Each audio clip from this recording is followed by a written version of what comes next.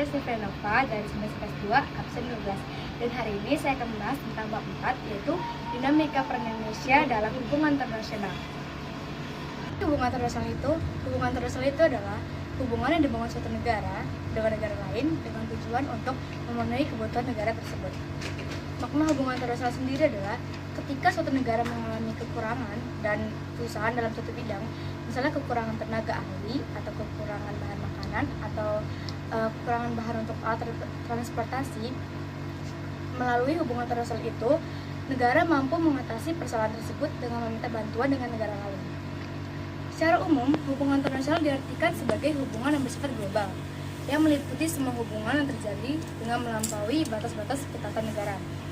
Nah, di sini ada 3 konsep yang disamakan dengan hubungan internasional. Yang pertama, politik luar negeri.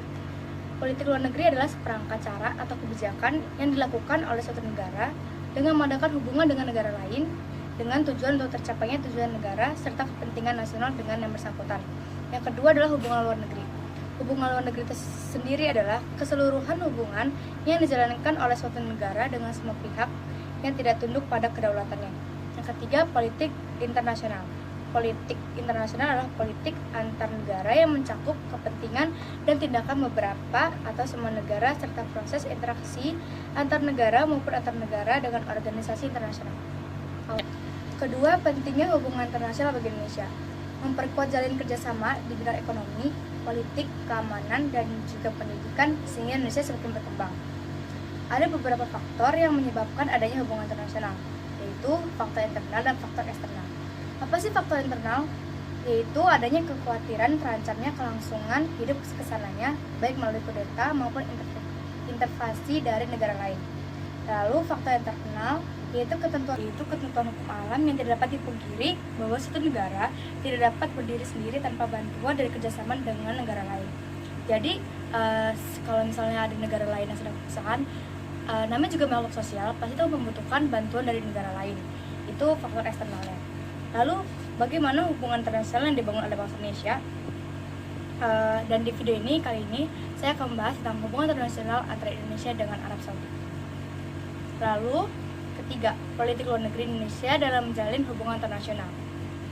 Pertama, Indonesia menjadi anggota PBB yang ke-60 pada tanggal 28 September 1950. Kedua, memprakarsai penyelenggaraan konferensi Asia Afrika pada tahun 1955. Ketiga, keaktifan Indonesia sebagai salah satu pendiri gerakan non-blok pada tahun 1961, bahkan pada tahun 1992 Indonesia ditunjuk menjadi ketua GNB. Dan yang terakhir, Indonesia menjadi salah satu negara pendiri ASEAN. Lalu kita masuk ke dalam peran Indonesia dalam perdamaian dunia melalui organisasi internasional. Apa saja sih organisasi yang diikuti Indonesia dalam membangun hubungan internasional?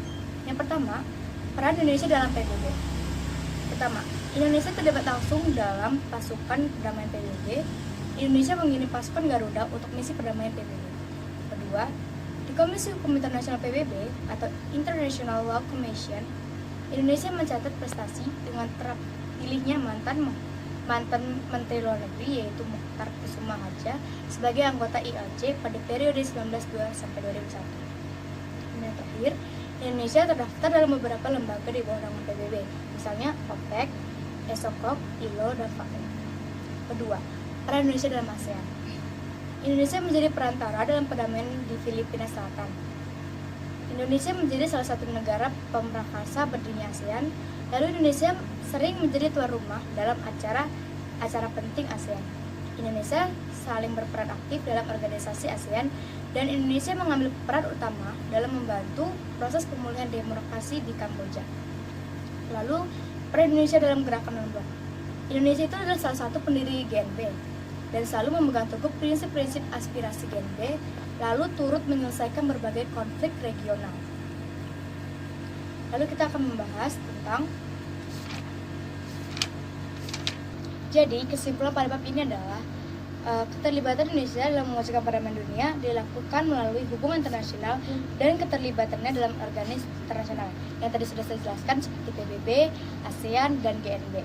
Lalu, secara umum, hubungan internasional diidentifikasi sebagai hubungan yang bersifat global yang meliputi semua hubungan yang terjadi dengan melampaui batas-batas ketatanegaraan. Dan perlunya kerjasama dalam bentuk hubungan internasional antara lain karena faktor-faktor berikut. Faktor internal, yaitu adanya kekhawatiran terancamnya kelangsungan hidup negara, baik melalui kudeta maupun intervensi dari negara lain. Dan lalu ada faktor eksternal, yaitu ketentuan hukum alam yang tidak dapat dipungkiri bahwa suatu negara tidak dapat berdiri sendiri tanpa bantuan dari negara lain. Lalu, secara umum, organisasi internasional dapat diartikan sebagai organisasi internasional dan mempunyai kapasitas untuk membuat perjanjian internasional. Indonesia terlibat dalam berbagai organisasi internasional. Hal tersebut sebagai perwujudan dari komitmen bangsa Indonesia dalam menciptakan perdamaian dunia. Jadi, dalam hubungan internasional, negara satu dengan negara lainnya pasti akan menguntungkan dan ada yang merugikan juga. Seperti halnya yang saya akan jelaskan tentang hubungan internasional antara Indonesia dengan Arab. Jadi, Indonesia membutuhkan sumber daya alam seperti minyak bumi dan transportasi Indonesia itu diekspor dari Arab ke Indonesia. Begitu sebaliknya, Arab memerlukan bantuan dari Indonesia untuk kebutuhan negara tersebut. Perdagangan antara Indonesia dengan Arab Saudi banyak mengalami pasang surut. Iya, dan meski demikian, kini Arab Saudi memang memandang Indonesia sebagai negara tujuan investasi seiring dengan perubahan visi ekonomi Saudi tahun 2030. Dan berikut ini adalah informasinya. Arab Saudi merupakan salah satu mitra dagang potensial Indonesia di kawasan Timur Tengah. Data BPS menyebutkan nilai total perdagangan non-migas Indonesia Arab Saudi periode 2012 hingga 2015 tumbuh rata-rata 3,89% per tahun. Rata-rata nilai ekspor Indonesia ke Arab Saudi di periode tersebut sebesar 1,83 miliar dolar Amerika Serikat atau sekitar 110 triliun rupiah per tahun. Produk ekspor utama Indonesia ke Arab Saudi meliputi minyak sawit, tuna, karet, dan produk turunannya, kertas, serta tekstil. Sementara itu, dari sisi impor, terjadi penurunan signifikan dalam jangka waktu 3 tahun. Sedangkan dari sisi investasi, Arab Saudi mulai menjadikan Indonesia sebagai negara tujuan penanaman modal. Hal ini seiring visi ekonomi Saudi 2030 yang ingin membuka investasi di banyak negara, membuat negara itu mulai membidik berbagai sektor di luar minyak dan gas.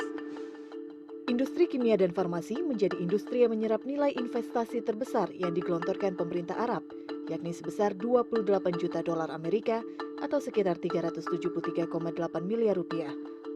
Disusul oleh sektor hotel dan restoran sebesar 2,6 juta dolar dan sektor perdagangan dan reparasi sebesar 2,4 juta dolar Amerika. Potensi minyak dan gas bumi di Indonesia tak ketinggalan juga dilirik Arab Saudi.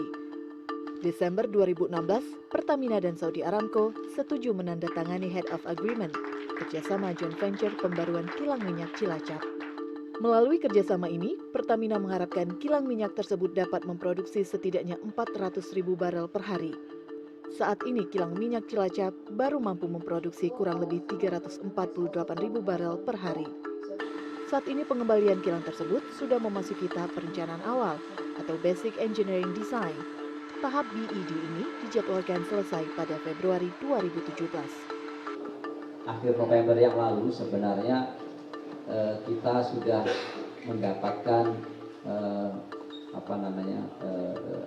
most of all the agreement. Jadi kita sudah bisa close di akhir November. Selama 1 tahun pertama, kilang minyak tersebut akan menggunakan Arab Light Crude Oil sebanyak 70% yang akan dipasok oleh Saudi Aramco. Tidak hanya untuk pengembangan kilang Cilacap, Presiden sekaligus Direktur Saudi Aramco, Amin Nasir, juga menyatakan ketertarikan untuk pembangunan sekaligus pengembangan kilang Balongan dan juga Dumai. Dalam kerjasama joint venture ini, nantinya kepemilikan Pertamina sebesar 55%, sementara Saudi Aramco 45%. Mulusnya kerjasama peremajaan kilang minyak Balongan tak diikuti dengan proyek Refinery Development Master Plan atau RDMP atau modifikasi kilang Dumai dan Balongan. Akhir Januari lalu, Pertamina mengumumkan batal menggandeng Saudi Aramco dikarenakan tidak adanya kesepahaman dalam target pembangunan. Pertamina menginginkan penyelesaian modifikasi kilang dilakukan lebih cepat dan rampung pada 2023. Pertamina memutuskan modifikasi kilang Balongan tahap 1 akan dikerjakan oleh Pertamina sendiri. Namun, untuk kilang Dumai masih dalam tahap review secara teknis dan finansial.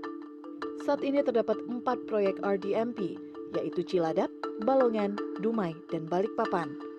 Kebutuhan BBM Indonesia yaitu 1,57 BPH.